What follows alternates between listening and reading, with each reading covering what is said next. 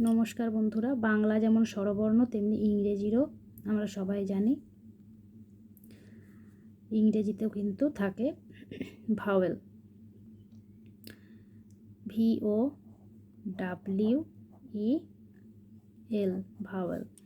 ভাওয়েলগুলি কি কি? A, E, I, O, U।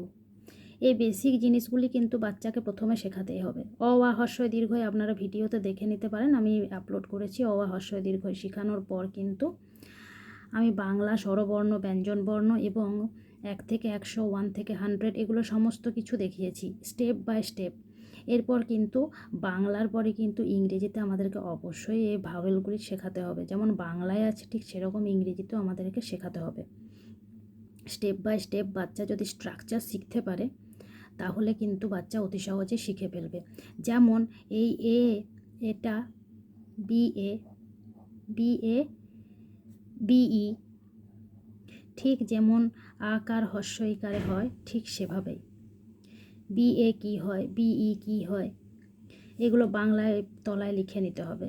ঠিক যেমন বইয়ে লেখা থাকে, অনেক বইয়ে লেখা থাকে, আবার অনেক জায়গায় লেখা থাকে না, কিন্তু আমরা নিজেরা বাচ্চাকে বোঝানোর জন্য সুবিধে করে লিখে দেব।